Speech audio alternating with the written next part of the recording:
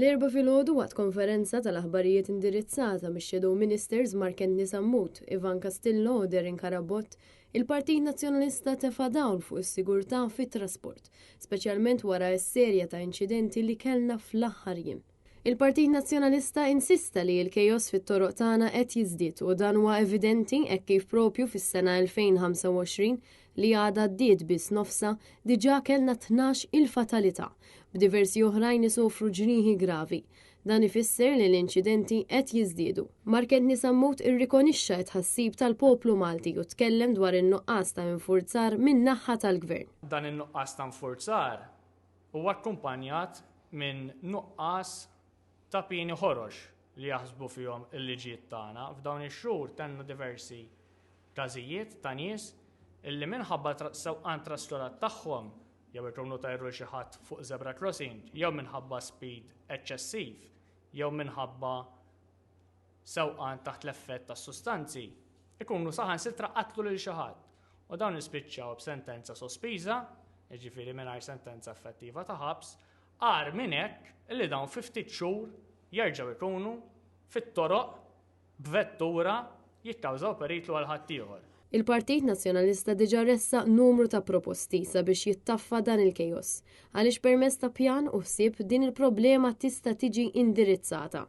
Il-Partit Nazzjonalista sostna li l-infurzar fit-toroq għandu jkun effettiv u kontinwu tul is-sena kollha u mhux biss fi żmien ta' festi bħal żmien il-miliet. Apparti minn hekk, il-pieni u s-sospensjonijiet tal-liċenzji ta' min jikkawża inċidenti li jweġġgħu jew saħansitra jmutu n-nies għandhom ikunu aktar ħorox sabiex it-toroq ikunu mnatfa minn sewwieqa abbużivi. Ivan Castillo min-naħa tiegħu tkellem dwar id-diżastru li ma jinsabx biss fit-toroq iżda anke fl-ibħra tagħna. Tant li fl-aħħar sentejn l-inċidenti fuq il-baħar żdiedu minn 17 għal 41. U stqar li ninsabu f'sitwazzjoni fejn minħabba nuqqas ta' riżorsi il-Gvern spiċċa jikri 3 dajes tul ix-xhur tas-sajf biss li qed tiswa lil poplu Malti 1500 euro kuljum biex imbagħad fix-xitwa jaqa' fuq 2 dajes biss. Mhux talli l-Gvern ma mel xejn sabiex jara illi nibdew innaqsu minn dawn l-inċidenti tal-baħar, minflok żied il-riżorsi naqqashom. Tender illi kellu joħroġ tal-ribs spiċċa f'skandlu. Kien il-Partit Nazzjonalista illi ġibet l-attenzjoni flimkien mal-medja indipendenti biex jgħid li dawn ir-ribs li huma ġabu biex ikun jistgħu jagħmlu xogħolhom mhumiex ċertifikati biex ikun jistgħu jintużaw fil-baħar.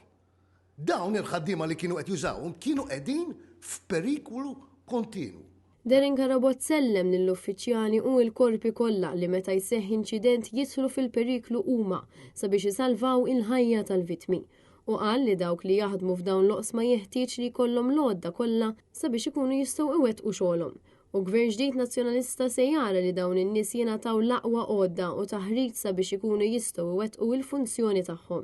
Jista' jkun li f'pajjiżna il-korp tal-pulizija għandu 18 il-breathalyzer li 17 minnhom ma nxtrawx mill-Gvern imma ingħataw.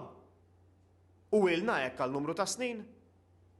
Jista' jkun illi l-leża għandha 5 breathalyzers. Dawn huma n-numri illi għandna fis-sitwazzjoni tat-toroq tagħna u mbagħad mhux billi jkollok il-breathalyzer, però kemm tħarreġ lill-uffiċjali tagħna, jiġifieri kemm minn fuq hemm id-direzzjoni politika li tara li jkun hemm it-taħriġ fit-toroq tagħna tal-uffiċjali tagħna li kapaċi jużaw u li jħadmu u mhux biss illi jkun hemm dak it-tħaddim tal-breathalyzer. Waqt konferenza tal-aħbarijiet intqal li l-Partit Nazzjonalista jinsab lest bil-proposti u pjan konkret sabiex joffri r-riżorsi kollha meħtieġa għal sigurtà kif tixraq lil poplu Malti u Awċi.